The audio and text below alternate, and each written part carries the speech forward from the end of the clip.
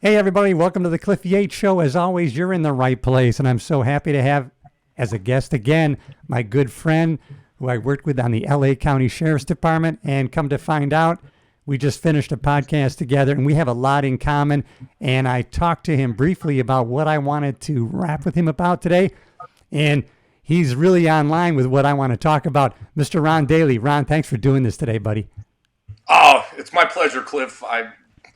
Like I said, I've always said it, and I'm sure your viewers are tired of hearing it. The energy you're kicking out and everything, it's very easy to be a part of that. Thanks for having me, and it's always an enjoyment to sit down, have a conversation. Hopefully, the folks out there in the interwebs world will get something of value out of this. Yeah, Ron, I'm excited to talk with you today because I'm finishing up the Primal Health Coach Institute training. It's kind of it's training to be a health coach, and now finding out your background that you've already had a business of training people in health and wellness, and you've just been recently been asked to speak to a group of law enforcement personnel about health and fitness. And in my training, I'm kind of asked to kind of niche down who's my customer going to be? Who am I going to, really focus this on? What problem am I going to solve and for who? And I was thinking maybe I'll just doctor it to law enforcement or retired cops because we tend to kind of drift towards pre-diabetes and these kind of problems. And, I feel like I'm in a good place to talk about that. And then that's someone who I would like to actually help. Well, I can't think of a more noble cause than that. Yeah.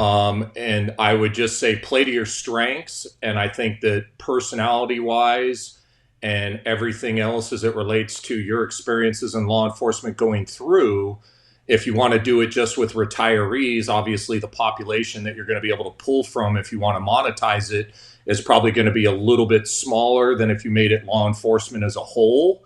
Like, Right. obviously goals and diet and whatnot are different for a 24-year-old brand new fledgling deputy out of Right. the academy than it is for like a 15-year veteran, as it is for a 30-year veteran, as to it's somebody that's been retired for 5 years. And there's certain things that we can do acutely that will immediately have profound effects.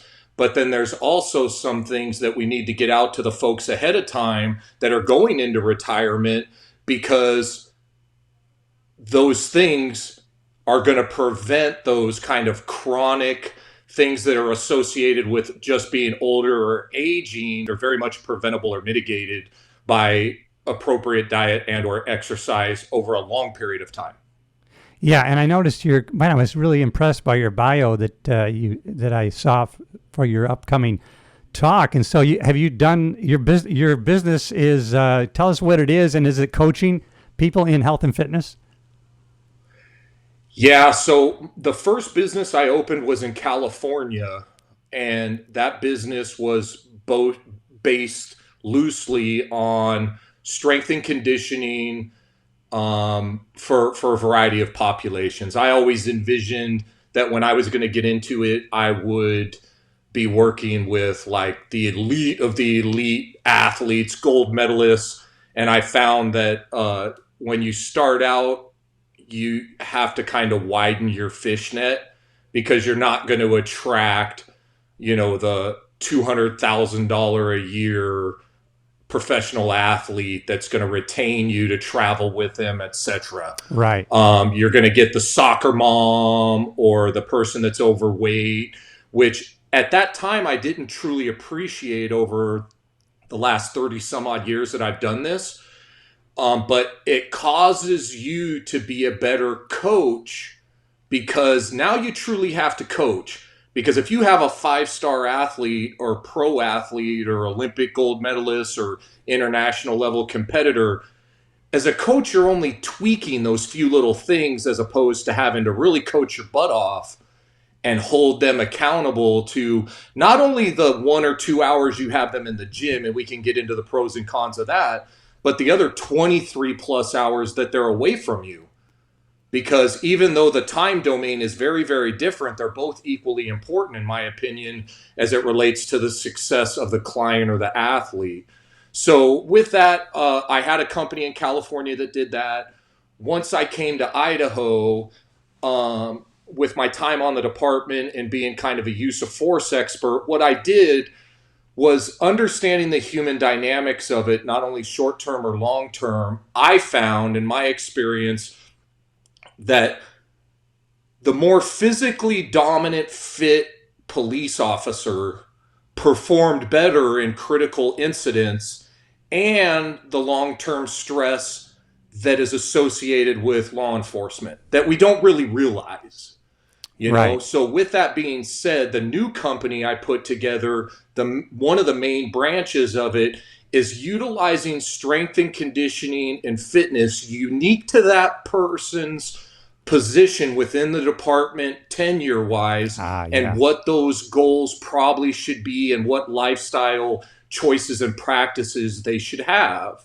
And I'm not sure if we were on tape when we discussed this, but the brand new, and I'll call them kids, even though they're grown men and women, the brand new kid out of the department or out of the academy on the department is going to have tremendously different goals, abilities, knowledges, and things that they can consistently do well than, say, somebody that's in the middle of their career, or somebody that's the end of their career, or somebody that's finally decided after a 30 plus year career of not doing anything in a positive way to impact their health or fitness and have decided they want to do something. Those people are very dissimilarly situated as it relates to not only what they're capable of doing physically and mentally, but what their goals are.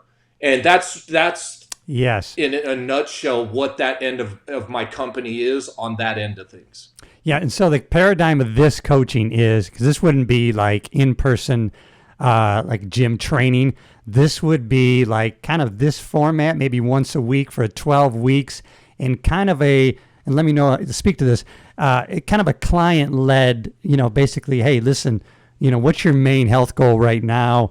Because a lot of people kind of know what they need to start doing. And so it'll be a little bit of teaching, but a lot more of walking side by side with the person and coaching them. And then really maybe a little bit of teaching how they can hold themselves accountable so that when you're no longer in the picture, they can continue on with the program that they can maintain as a lifestyle instead of a diet they go on and off. Yeah. So I would say, depending on how those people are situated, it could be a diet they go on and off. Maybe they need to eliminate some things short term so we can get a Correct. better picture of the things that are negatively impacting them. But what I would say, and I'm not like tooting my horn like I've done it all, but I've pretty much done every format, including just text messaging. I've Right. had Yeah. people that, like, I did a seminar in like Wyoming, say, many moons ago, and that person talked to that person, and the next thing you know, I was getting a text from a person I had never known, was like, hey, you came and talked for a day on this, I want to do some of the stuff and I want to pay you, but the only thing I can do is text message. And I'm like, well, all right, let's give it a shot and see what happens. I've never done it Yeah. before. But to your point, having the athlete in front of me is probably the ideal Yes. situation as it relates to having the most positive, profound daily impact. I've even done it to the point where folks were struggling with things, and I just showed up at their house and knocked at their door unannounced and said, "Hey, man, we're cleaning your freaking pantry out, and you're Yeah. gonna you're gonna deal with it." And they were like, No. "Really?" Yeah. And then I took them to the store and we went shopping. We filled their house up, and I said, "I'm gonna be back next week." And the reason I did that was because they continually were kind of almost like snuffleupagus. Man, I come in here, but I just can't eat right. I'm like, well, because behaviorally, you're setting up an environment that's not helping you for success. It'd be No. like a And dude yeah. that struggled with women or infidelity going to a No. strip club all the time. I'm like, dude, you need to get away from that. And so I finally just took the initiative and did it. But one thing Yeah. I could offer to your people, regardless of whatever program it is, I mean, there's millions of them out there that work, Right. but is the only way you're going to start to see profound results is if you change something in your daily life Right. and you're consistent with it. Yeah, whatever that yeah. program is. And I'm glad you brought that up, because part of the thing is that sometimes you might have to talk a person through a pantry purge, right? Because, hey, are these things so readily available to you that, you eat emotionally? So if it's not there. So I'm glad you spoke to that, because the program actually talks about doing that for people if they want to, if that's one of the main goals they want to try to, like you say, let's start by eliminating something, and maybe small baby steps. But I really love this coaching program. It seems to go along with what you've been saying too. And I love I'm actually in and let me ask you this, because this is what they say, because it was like, I went I want to say 10 weeks of the nutrition part of it, Ron.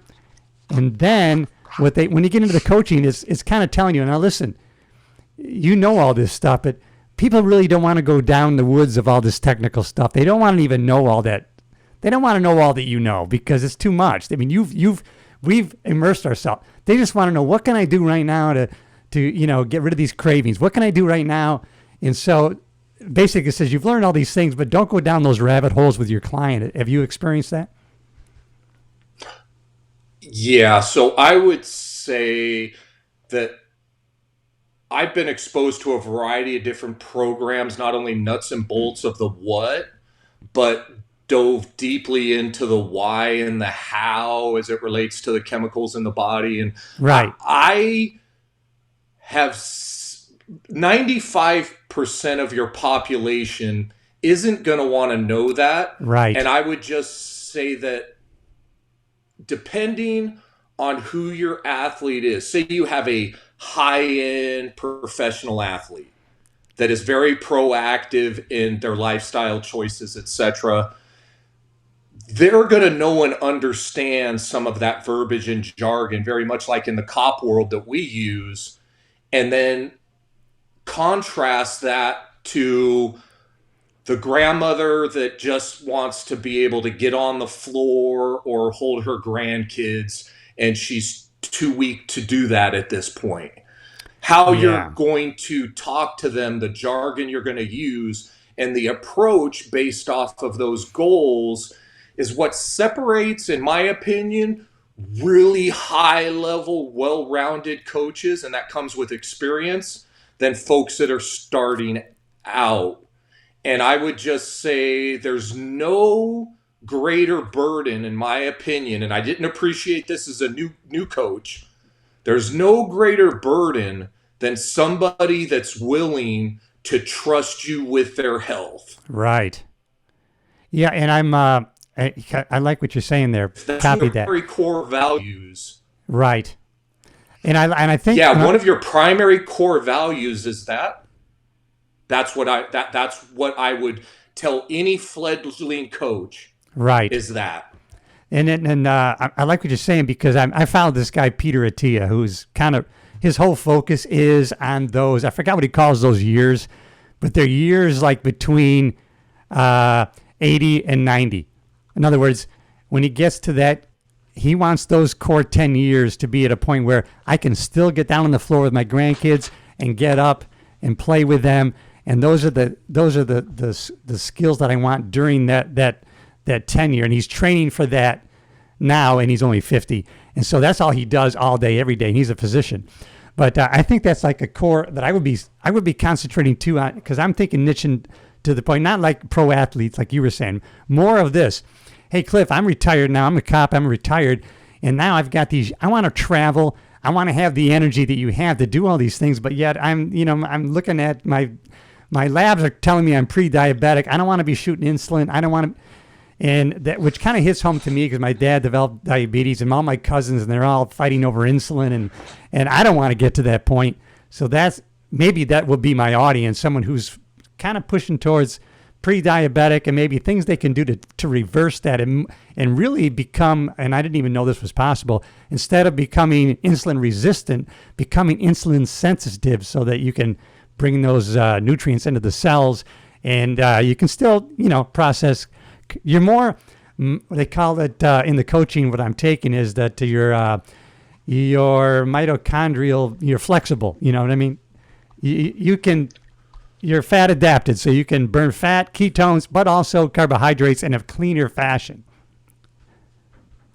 Does that make sense? Yeah, depending on the program, if you want to go fat adaptive, which means primarily we burn glucose or sugars for Right. energy, Yeah. where you can go ahead and transition, if you will, typically on like ketogenic diets, even though there's some other things where you're able No. to Yeah. become fat adaptive and fat becomes your primary fuel Yeah. source. And what I would say just from the nutritional standpoint as a general statement, and just for your audience, I'm not a doctor. I would tell you go ahead and refer to your physician and be an Absolutely. Yeah. informed consumer. But I have less and less confidence in some of those three-letter agencies and doctors as it relates to my everyday health. Now, if I have a bone sticking out of my body or something, yeah, I'm going to go see a doctor.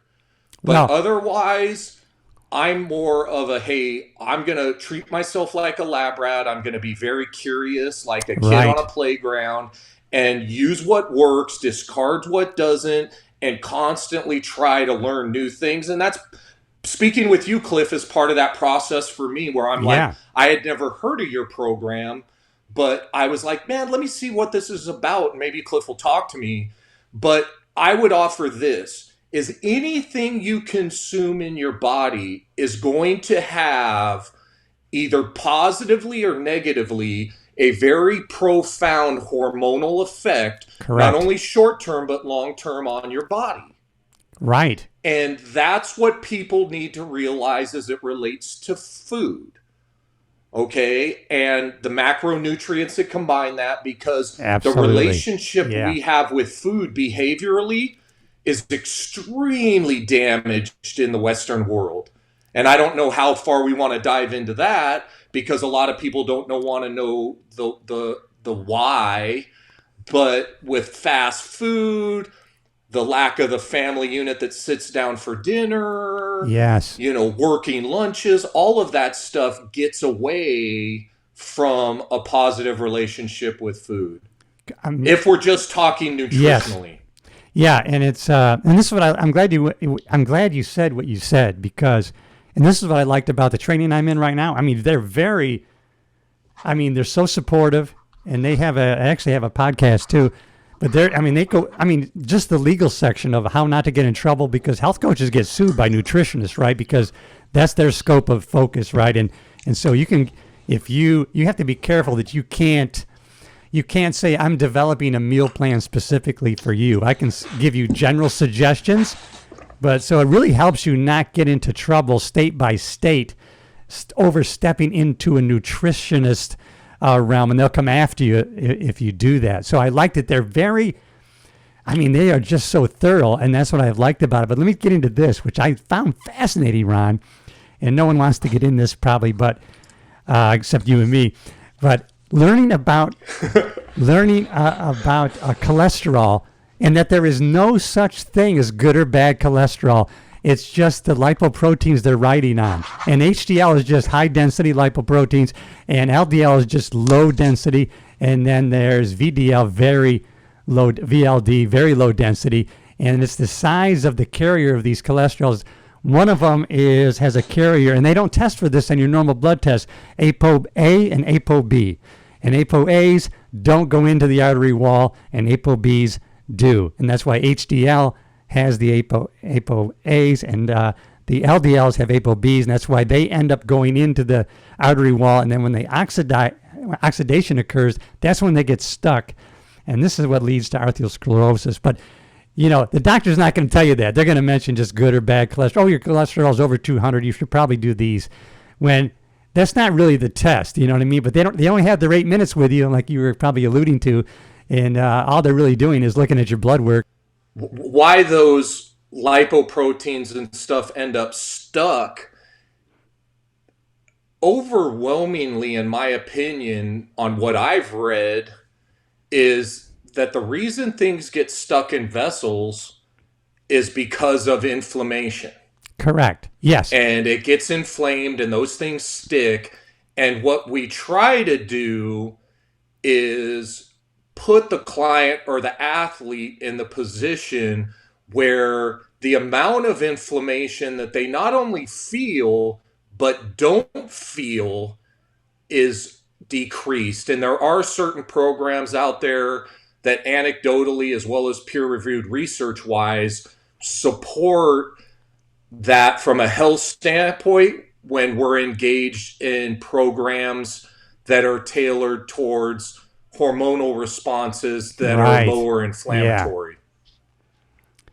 Yeah. And I was it was interesting to find out because I hadn't even, I was very interested in insulin and all this.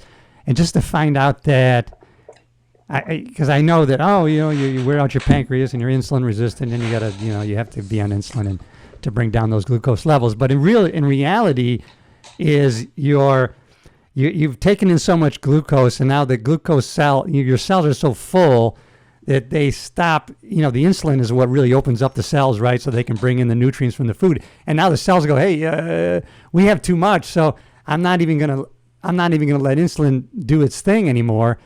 And so that's how you become insulin resistant. But you can actually turn that around through. And I like one way is really exercise really drains off the glucose that's in your cells. I forgot what they call that.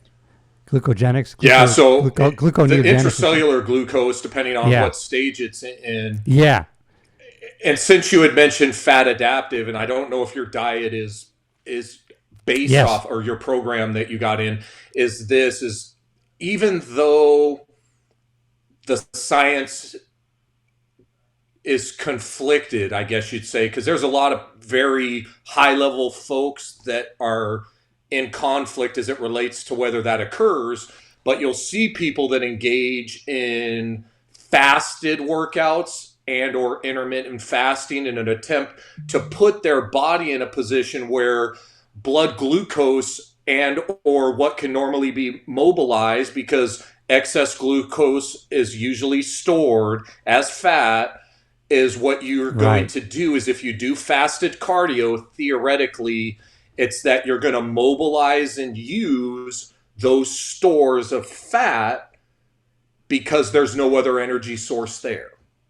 Right. And I think, and that's why I think I'm fat adapted now, because I don't, if your body is used to, is what they say, your body knows it's going to get that glucose hit. And then, and so that's the easiest way for the body to go. And so that's why, you haven't eaten, that's why you get that, I haven't eaten in 2-3 hours. And now you're getting that crash. Where's the carbos? Where's the glucose? And then now I don't get that anymore. I can skip a meal and I still have the energy I have right now. I can even do I guess it would be called a fasted workout, and I have just as much energy. And so I'm definitely, I'm burning something, and I know the carbohydrates are already out of my system. So it's pretty exciting to feel that, and I don't get that crash anymore where I actually, you get the shakes, and that's kind of your body saying, hey, until I get that, I'm going to give you a little trouble here, right? Yeah, so there's a process to it. Not to get into too much of the timeline, but when you decide you want to try to use fat as your primary source of energy, and your metabolic activities and stuff, or what they call your basal metabolic rate, when that's how you start to burn, there is I'll just call it a withdrawal period, because we are very addicted to certain kind of carbs because of the response and, like I said, the hormonal effect they have on the body. So you're going to go through almost like an addictive withdrawal for a bit.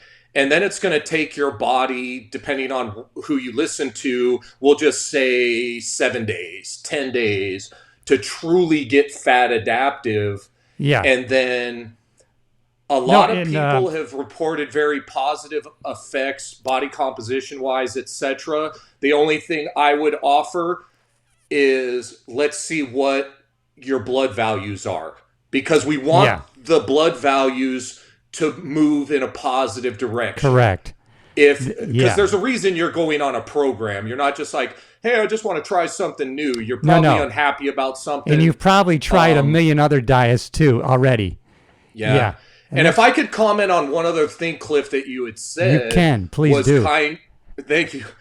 Is that elevation in blood glucose levels and how insulin dumps out of the pancreas into your bloodstream. Yes. And it's I guess the simplest way I can describe it is it's a key that goes into the tissues and the organs to unlock them That's so right. that insulin can go in. That's probably Correct. the easiest way that everybody would understand it.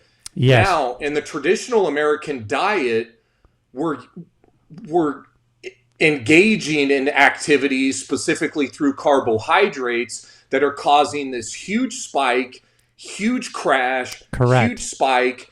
And that's why after we eat certain meals that are dense in certain macronutrients, specifically specific types of carbohydrates, that cause you to like go in the dumps afterwards, as opposed to feeling very sharp and steady across the Right. day.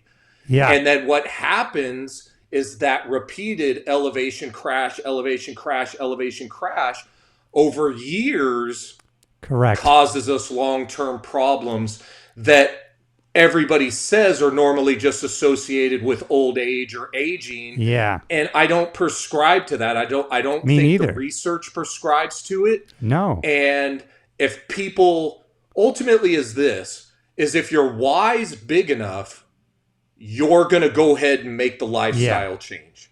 And that's why I want to Okay. get into, and that's why we'll switch to that, as a matter of fact, after this, because yeah, you're right. I mean, it's got to be, because, this is focused on health, but it's got to be a mindset too. Like you said, you got to have leverage on yourself to want to do these things. But yeah, and it's funny how the body works, and people don't realize. So, right, to get in balance, right, they call it homeostasis, your body.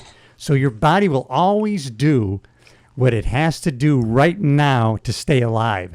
So when you've taken in all these carbohydrates and it gets transferred into glucose, and now your body just says, I got to stay in homeostasis right now. What do I got to do? I got to dump this insulin to get me back to homeostasis right now. Not thinking of the long-term negative effects of it. Your body just wants right now to get you in balance. And so that's why we have to try to moderate those levels of insulin that we can. And I think you were speaking to that, really. Yeah, so basically there, and again, I'm sure your program speaks of terms like glycemic index. Absolutely, So yeah. every food is going to have a value associated with it that will tell you how much insulin and or blood glucose you could expect to occur when you ingest it. Right, So yeah. those higher glycemic foods tend to cause more insulin to be produced or dumped into the bloodstream to seek that homeostasis that you talk about. What occurs is that some of these foods, when that insulin dump goes in, cause such a hormonally profound effect that you overdump. And Right, that's what exactly. causes your blood Yeah. sugar to go below homeostasis, Because they're trying to bring and you it back feel like quickly. crap. Yeah, Yep. exactly. And then you couple that with the insulin insensitivity that you talked about over a Yeah, long period of time, to where now you've overdumped, your cells and your organs are less likely and less sensitive to that key. It's almost like out of all the locks that would normally take the key, only some of them take the key correct. now. Yeah, so now you're not going to get the And nutrients. You're not, even if you're eating a nutrient dense food, you're not going to get them because they've shut down, and it's just going to go and off as and waste. and that's usually due, and again, I'm not a doctor, but it's usually not due to a medical situation. Right. It's due to a lifestyle dietary choice. Correct. And you put all that together, and I think where you talk about, you called it the four horsemen. In the zone diet, which I've probably used the most, they call it the deadly quartet. Yeah. And the main thing right there that's there is what they generally refer to as glucose intolerance. Right. And same terms, they're just, Insulin resistant. Yeah. if I'm developing a program, Cliff, let's just be honest, I have to call it something other than deadly quartet. I got to Yeah. call it the four horsemen, or I Yeah. got to call it the flaming quadratus, or whatever I got to come up with so I can patent and market it my product. Yeah. But it's all the same thing. No, it is. Let me tell you. So this is Mark Siss is the guy. I think he's like 73 or 74. I mean, the guy's got packed on muscle, and he only eats like twice a day. But so here's what his 10 primal laws are. See what you think of them. So primal law number 1.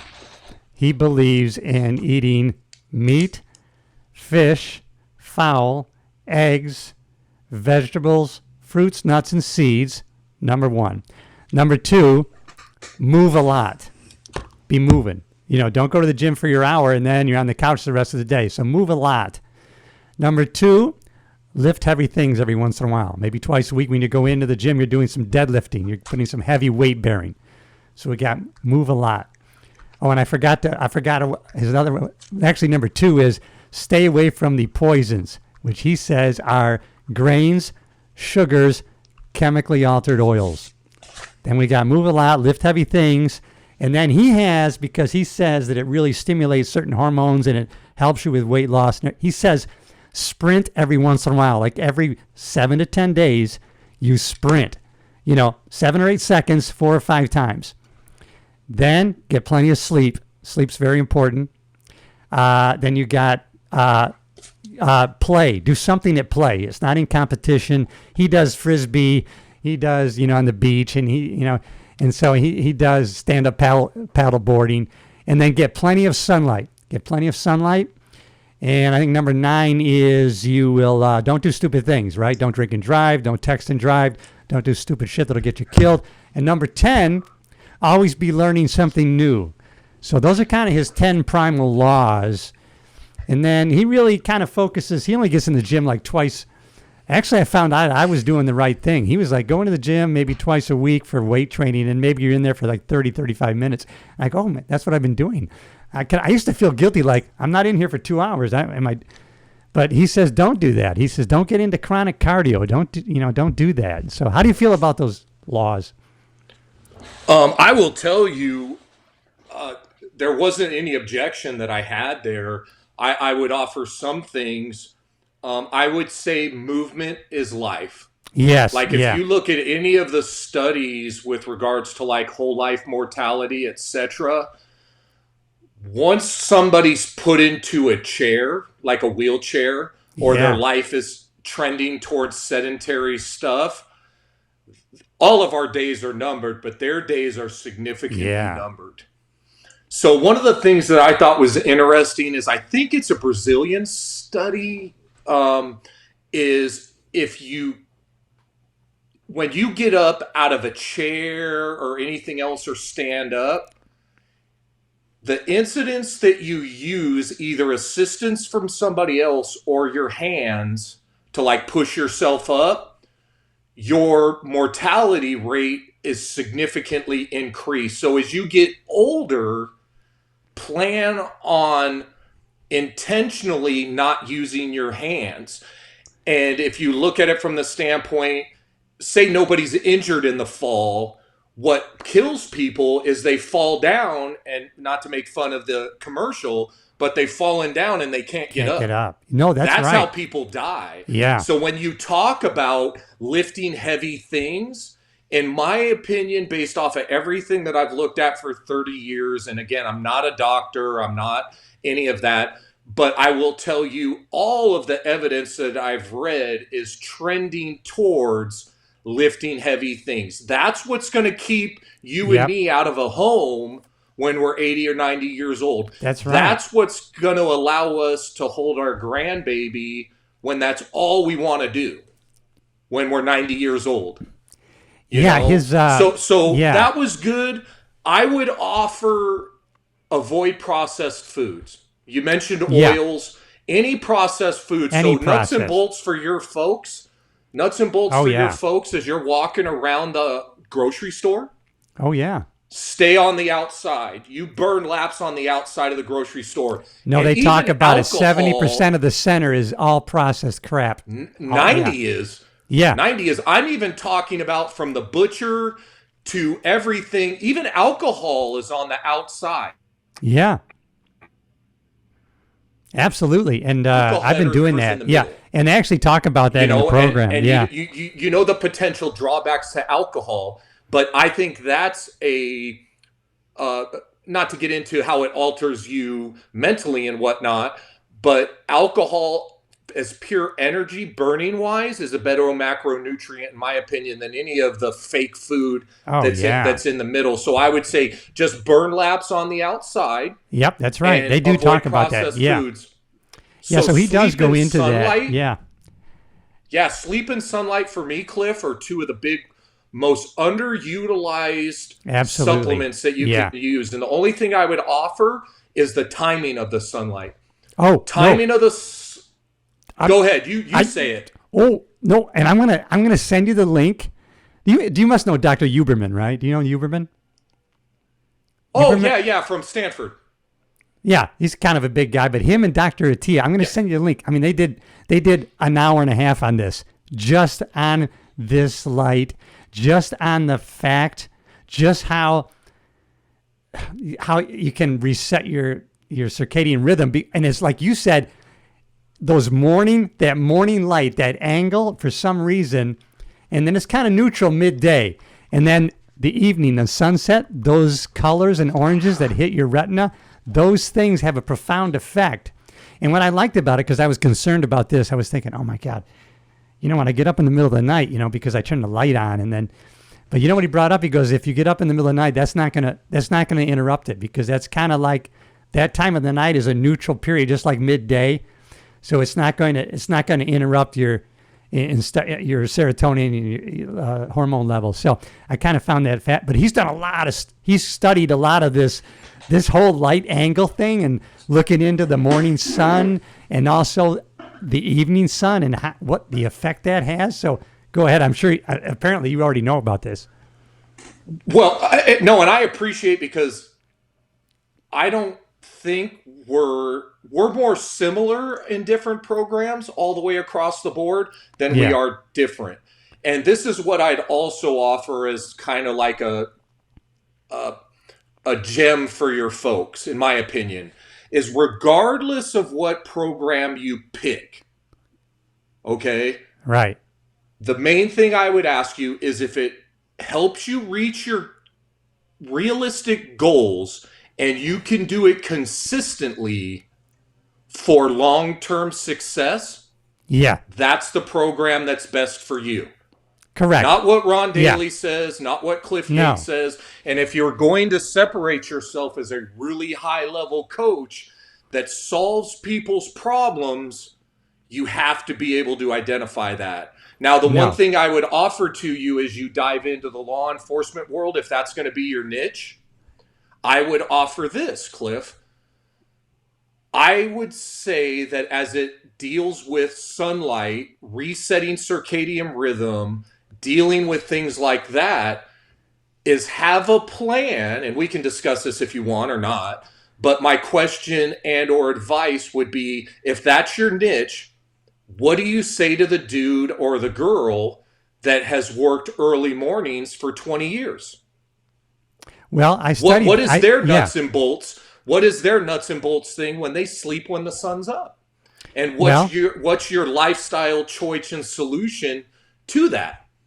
Because that's a long-term contributing factor to a lot of the problems that I think law enforcement has moving into retirement.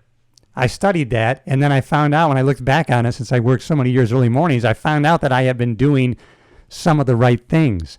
I had, keeping the room very cool, not freezing, but cool. Total darkness, and I used to paint my windows black, actually, on the inside, and so it looked from the outside, it looked like a dark room, but keeping it completely black will stimulate that hormone that promotes sleep. So you can actually do these things and create that environment on your own. And there was some other things you could do, but maybe gearing down before you go to sleep. Try to avoid all those. We're looking at the devices. Have a sleep ritual. But in my opinion, correct, that still doesn't address the lack of morning sunlight when it's most important. No, and you're right. Except for they do have. Well, there's artificial ways of doing that. They have these red lights that they found. Yeah. And matter of fact, those are better than what they found. I don't know if it's the K or it's the lumens, but even bright lights, maybe 8,000, whatever it's measured at. And when you go in sunlight, it's like 50,000. So you're really not getting bright light from artificial lights compared to even on an overcast day. So it certainly is important. But some of these other lights, these red lights, can actually provide that. Yeah, there's a lot of really good books on red light therapy, and I would even Yeah. say that, say you end up with a client that is primarily in a much colder environment where they're not out in the sun, say like Southern Yeah. California. Yeah. There's specific strategies and stuff that I would recommend that they do, but Oh, sunlight and definitely. sleep, and then you think of all of the double shifts and cord and how that affects not only our long-term health, Oh, but how man. about our acute decision making in critical incidents? Well, and that's, I mean, a lack of sleep will prevent you from metabolizing fat in an efficient way, lead to Yep. obesity. Uh, I like that. Matter of fact, I want to do an episode. I have a friend who's a psychologist in New York, but it's called SED or something. Seasonal something depression is a real thing because of the overcast up north, because you're not getting sunlight at all. And they actually get depression from that. It's called seasonal something depression, but yeah. Well, That's a being in real thing. Idaho, we definitely have that. That's on the Oh, okay. forefront of everybody's deal. And I was going to Yeah, so also address. I as was much going to. skin as you can expose to sunlight Yeah, on your large, eyeballs large, in the massive. Yeah, morning. You know, yeah, you can get it artificially, not artificially, but you can get it through diet and supplementation. Same with the red light. Um, I would just say it's specific to each individual, you know, no, that's how right. they're going to Yeah, do that. I always try to do the natural route, correct. but If you can there's do it, supplements that yeah. people need. And when, I'm always, because every time you say something, yeah, I always say, "Oh, I'm glad this program addresses that." So part of this program is, I mean, now that they've taught you this, now they are into the coaching part of it. Then they get into the business part of it. They don't leave you hanging, and it's very in depth. So part of it is, like I think you were alluding to, Ron, is they teach you how to pull people into a discovery call. Let's have a discovery conversation to find out what your main goal is, and if I'm a fit for you or you're a fit for me. Let's find out if I can even help you, or maybe it is something for a doctor or a nutritionalist, and I'm not your guy or gal. So a discovery call, I think that's so important. And you were kind of alluding, you kind of have to. Why are you here? Have you tried other programs? What are you trying to accomplish and why? And so that's kind of important. And So yeah, as you dive into this, I yeah, would say that is a really good practice. And I can't tell you how many times my clients who have underlying medical conditions, I'll just leave it at that, right, excuse me, sign a HIPAA release form and send me those videos that they've done with their doctor. And I've watched that combined with the relationship and reaching out to their doctor and what I know and coming up with a solution collectively for that client. And I've seen that overwhelmingly received in a positive way where the doctor doesn't see me as a threat, right, yeah, but as a complement to what they're able to do. And that has worked really, really well. So that discovery call was done by the doctor. I correct. review the video and come up with a plan that complements the doctor's plan. Yeah, and they go And into that that works too. really Yeah, well. no, that's Yeah. kind of a business model they present. If you want to, you can actually go Yep. to these doctors. Like I said, they get like 8 minutes, and if you can show them, they'll end up being, they'll be referring to you, or in some cases, these health coaches get jobs in doctors' offices, and they help people get to a better lifestyle. And I mean, and I like they're really, and this is what I agree too. Of course, all diets work because on one level or another, it's calorie restriction, and you lose weight and you get these dopamine hits because look at you're fitting better and all these things happen. However, they're not sustainable, and then people are on again, off again. Where it's better if show me a lifestyle that you can hit 7 out of 10, and then you can do the rest of your life. Now that's better for your health, and of course you can do something for 90 days, but what are you going to do for the next 9 years? That's more important. And I would just recommend one other thing on that, Please. and in the 10 foundational lifestyle choices that you talked about, Yeah. the play and the learning is really big Yeah. mindset wise, Right. because I would offer this. And this is, I'm a Louis Simmons disciple as well when it comes to strength and conditioning. I would Okay. offer, if you want to see kind of how I run my gym with athletes, Yeah. is based off of Louis' culture, for lack of a better word. So if you guys want to watch on YouTube, I believe it's been on Netflix, is West Side versus the World. Okay. And that'll give you an idea of the sport of powerlifting and the system that Louis Simmons ultimately developed based off of the former Eastern European and Soviet bloc methodologies, and how he produced the world's fastest, strongest athletes pretty much in any sport. Yeah. So, with that being said, one of Louis' quotes, because he has Louisisms, and as I get longer in this over decades, they say that I have Coach Ronisms, but is he says everything works. So when we're talking about not only the nutritional program, but the exercise program as you relates to homeostasis and what we call the law of accommodation, which Louis says everything works, but everything doesn't work forever. So the same diet without any Right. tweaks, or the same exercise program without any tweaks that you used at 20, just like a crack addict smokes the pipe for the first time, same hormonal effect on the body, psychologically and physically, very similar, is that they go from chasing that high to just trying to be to be not sick anymore. Right. And the hormonal response that workout program and nutritional program had on you 20 years ago isn't going to work.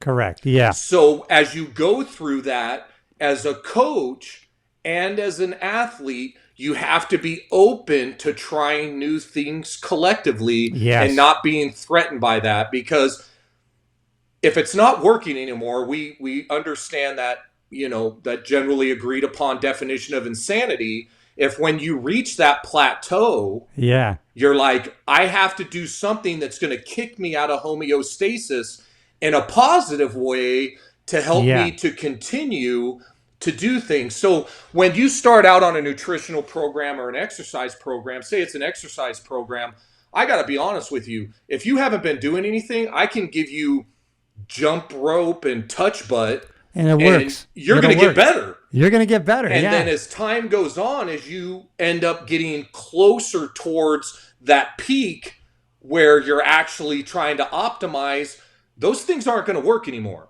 No, you're So right. you have to kind of switch things Yeah. up and do things that are really going to work. And then those big jumps that occurred at the beginning, those don't happen. So talking to back to Louis Simmons's philosophy, he had a lifter named Dave Neutron Hoff, who's multiply world record holder between the sport of powerlifting, for example, Yep. being squat, bench press, and deadlift for 3 attempts at each lift.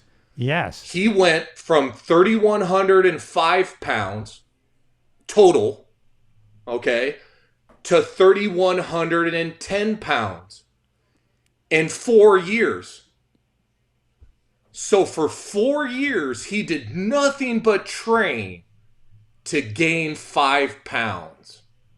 Jeez. So as you get towards the tip of your, we'll just say, genetic and exercise program nutrition potential, the amount of work that has to go in consistently for little incremental stuff goes way, way up. Yeah. And Yeah. I would just offer that, so as we work with high level athletes. Correct. Yeah.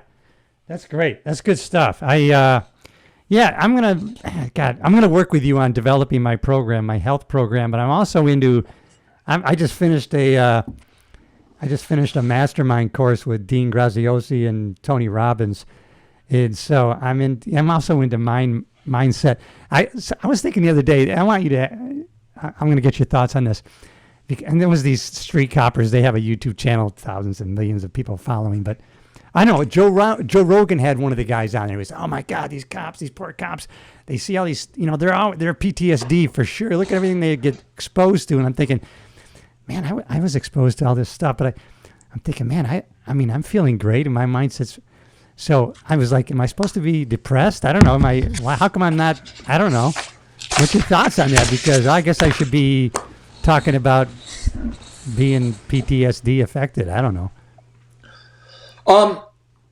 I would offer this as, how shall we say, purveyors of truth and justice. Yes. If you want to call us that. Yeah. If what you're doing is in line with your core values and you're a true seeker of trust and good, my experience is you're not damaged by a lot of those incidents you're involved in. Gotcha. Now, I would offer this, and this is totally anecdotal. I'll just speak on myself. The incidents that caused me to get a little reaction, for lack of a better word, emotionally or otherwise. Yeah. I don't want to use regret. It was a learning experience. Have been because, I'll just use this. I was at the edges of my core values and realized that I could have done it better. And that's just anecdotally on my part. Now, if because of peer pressure or some other sort of circumstances, you're way in the deep end and it's not how your parents raised you or what you know is right, that affects people. Right. Negatively, in my opinion. And that's completely anecdotal. I don't know what the professionals will say about that. But going in to the profession or the situation, you have to be very sure, confident, etc. And I think that's what academy training and everything is kind of pushing you towards, and why it's important to have good, strong, ethical mentors as TOs and everything that will explain the why and not just the how. Okay, from a very good ethical. You can even, if you want to get into the spirituality behind it, in the struggle against good against evil, the means, the ends can't justify the means as it relates to the good guys and the bad guys, in my opinion. Yeah. No, now, at times, as the good guy, are you going to have to dial it up and dial it back? Absolutely. Yeah. But what separates the good guys from the bad guys, in my opinion, is that you're able to dial it up and back. And Correct. If your why is strong enough and you're confident with who you are and your core values as it relates to who you are, and you don't compromise, though, you can walk away from a very tumultuous, challenging, dangerous career where you were legitimately in danger a variety of times. And in my opinion, it's almost humorous, where you look back on it and you're like, dude, I didn't compromise who I am. Right, yeah. And I was involved in these situations and enjoy the relationships and have fond memories of pretty much everything that I was involved in. Me too. And I would just offer that from the mindset standpoint. But I would offer, the more young and impressionable and blank slate where that person is unsure of who they are, the more impressionable they are, and potentially the more problems that they could have, So, and I would chalk that up, even though I'm an imperfect Christian, my faith in what God did in my life, regardless of all the stupid stuff I was doing throughout my life on the department at times, that was always my moral northern compass. Yeah. Coming from a totally imperfect dude. So I'd offer that. Yeah. And, let's do let's go a little spiritual next time when we get together. I don't want to keep you much longer, but I'm kind of, here I'm following this guy, Arthur Brooks, who's he went to Harvard School, and he actually taught a course on happiness. And he had been one time a musician, a horn player, and a Philharmonic. Uh, but here I was thinking, God, I'm becoming more spiritual and I'm coming closer to God and turning to Christ. And then in this book, he tells you, well, when you get older, you start doing that. So I guess every time I think that I'm being unique, I find out I'm actually in line with what's happening with everybody else. What do you have in store for It's your all about retirement? self-discovery. Exactly. What do you have in store for your retirement? Do you have what are you planning on? Because I know you're going to be like me. You're just moving in a different direction. You're not retiring from life. Okay, so life after the department, I'm pretty excited about. I would just offer this, Cliff. Love you like a brother. Yeah. It's a little soon to come out with it, so I don't want to be Okay. premature. No, please don't. Yeah. But I'm excited. I think it has tons of value. And I'm just interested in, like you said, learning new things, being very curious in the approach to it, Yeah. and adding value to those folks, particularly in the law enforcement world, that continue to do a job that you and I did that, frankly, in today's world is less appreciated and more Yep. difficult. And Yep. I would like to be part of trying to help them navigate that if they're willing. Yeah. Absolutely. Yeah. And as God, I always think of you because my wife Elba and I now every Sunday night and Wednesday night, I just don't miss Jack Hibbs. And I know you sat with him and you know him, you met him, and so I think about you when I catch his message because he's on point today, you know, and so he just brings up things like what I'm like learning crazy new stuff from him all the time that are current stuff. Well, what's great is he takes you know, depending on the time period that you look at, that chronicles thousands of years Yes. of God's work through imperfect people in the Bible, and applies it nuts and bolts with very usable information in today's world. And Yeah. I feel bad, even though, like, again, I'm not perfect. I feel bad for the people in the world that don't have the hope in Jesus because they're not really understanding the whys and the underlying spiritual warfare that's going on, that's clearly laid out in the Bible. And then even prophetically, which is thousands of years ago, prophets predicted things that would happen in the future. And people are like, I don't understand what's going on. Well, the believer is like, I mean, it's as clear as day on why things are happening and how they're happening. And I think Pastor Jack, led by the Holy Spirit, does a phenomenal job Yeah. Yeah. explaining things. To And it your almost point. gives me a peace. No, It gives me me a too. peace to going, man, Hey, that's why this is happening. to your point, he says to the world, it's falling apart. To the Christian, it's falling in place. And so, That's a good way to put it. yeah, I mean, he put it, I'm quoting him. And so it makes perfectly sense. I'm like you, and the only guilt I feel right now is, I should be bringing other people to the Lord, right? Or pointing, am I not doing my job? And that's the only thing I feel now. And that's why I'm kind of trying to, most of my study is now, because I don't know whether it's Peter or whoever says, hey, when someone's going to come and ask you why you have such joy, you got to be ready to tell them what you believe and why. That's what I'm trying to get my knowledge to right now. And there's very basics as it relates to apologetics, which Yeah. I could lay out nuts and bolts in the future when we talk about spirituality and stuff like that. But I would offer this to you, Cliff, and as a And I'll Christian take it. If you brother, offer that it, I'll take it. I'm going to pray for you from this standpoint, but also look at it from this standpoint, is that ask God for opportunities in your prayer life Yes. to open a door. And what I mean by that is put a burden on your heart for something. And then you will immediately know. And the only thing I will caution you on is be careful what you ask for, because God's going to open that door that Yeah. is going to be wholly unimaginable of what you want. So, for example, say somebody's done you like infinitely wrong your entire life, and you're praying to God, man, God, I just wish I was more forgiving to folks. And then the next thing you know, that person that's done you dirty forever, you're going to run into them at the grocery store in this Yeah. hypothetical scenario. And you would have already been asking God to help you be more forgiving to people and forgive people. And that's going to be your opportunity to talk to them. Yeah.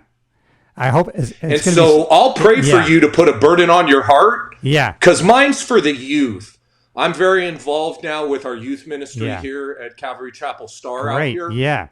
because I just think this generation, not only did I come to know the Lord in a junior high school group, but this generation is challenged more than like they don't even know if they're boys or girls anymore. They No, don't and even they yeah. don't even think that they need to tell their teacher or their No. parents of what their teacher's telling them. And then if the parent tries to intervene, the parent is legally separated forcibly from their parent and everything else. So with that being said, the burden that's on my heart is for Yes. the youth No, and the yeah. challenges that they have, and being in a positive example to them, a positive Correct. godly Yes. example to them. Yeah. And I would tell you, Cliff, just like even on some of the other podcasts we've been had on, people that talk about their relationship with God and how they're driven to maybe help the homeless, Right. Yeah. and that your burden is going to be very unique based off the gifts that God's given you, based off your experience. And then if you pray about that enough, something's going to pop up. And I guarantee you, the voice that's in your head is going to be, God, if you're anything like me, it's going to be, God, I know I asked for this opportunity, but not like this. Yeah. Right. This Yeah. is, and you just got to go, all 10 toes in the water, dude, and Amen. accept the fact that you're going to allow Yeah. yourself to be used by God. And I would just, I know we got way off topic, but that's what I would offer to Well, you. we have total control over this episode, you and me. Right. So you can't go off topic with me, buddy. Well, I just don't want your people to be writing down. But here's the thing: I would offer this just so we Yeah. could bring it all together. Let's bring it up. We'll tie it up right now. We're going to come back together. Is your program, what you ingest, is more than just what you eat Correct. and what you work out with. Yes. It's what you read. It's Yes. what you watch. It's the people that you talk to. Yes. Okay? And that is all part of your diet as it relates to your mindset Yep. and everything else that goes along with it. And I'll wrap it up as like that. Hey, peace in the Middle East, Cliff. That's what I'm pushing. And if you have any questions, it sounds like you're on the right track. They don't have to reach out to me, but you have my email, and I'd be more than happy to help as many people as I can. Let's keep getting together like this. I think it's good, valuable stuff. It's life. It's God and it's health. It's longevity and living a great life. That's what I'm about, man. Having a positive impact on others, and I'm finding more and more I'm going towards a Christian spin on this, and this is what God's will be done. So I'm off of that, and man, you add. I always look at my relationships. Does this person add or take out? And man, you're an additive. You add to me. And so I appreciate us hooking back up together. And you have a lot to offer a lot of people. And so thanks for taking this time. That's something we can't get more of. We can always make more money, but not more time. So it's very valuable to me that you spend it with me. And hopefully someone else, even if just one person gets something out of it, I'm going to feel good about it. Yeah, no, I appreciate you, Cliff. And like I told you in one of the previous, either on tape or off tape that we talked about, I think we need more positivity in the world. We do. And I've always enjoyed doing that. And when you see people firing back and being critical and otherwise,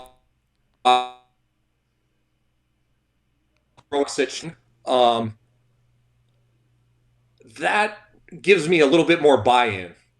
No, me too. So Yeah. to come Yeah. out on a podcast like you have and put ownership on it and stuff, in my opinion, isn't an easy thing, and attracts kind of the haters, not only overtly but covertly. And I will just tell you, once I saw one of your podcasts, and I forget how I came upon it, I was like, dude, look at Cliff, man. He's trying to make a difference. And that's what brought me to reach out to you, I think, is how that occurred, or vice Thanks, versa. brother. Yeah. Thank you, And brother. I just enjoy having these conversations, and if we, like you said, could help one person, then it's worth it, man. It's worth it, man. If just somebody listening, that's all that matters, man. Man, you're a good man. Say hi to your lovely, beautiful wife. And I love you, man. You're awesome. And we'll debrief I just love for you 30 too, Cliff. seconds afterwards. Thank you, brother. I appreciate that. Hey, and everybody here, they know, Ron, where to find the show. I'm on YouTube. We're on the Amazon Music. We're on the darn Spotify. We're all over the world, I think. So, hey, I'll see everybody on the next episode. Hang around, Ron. Okay, appreciate you.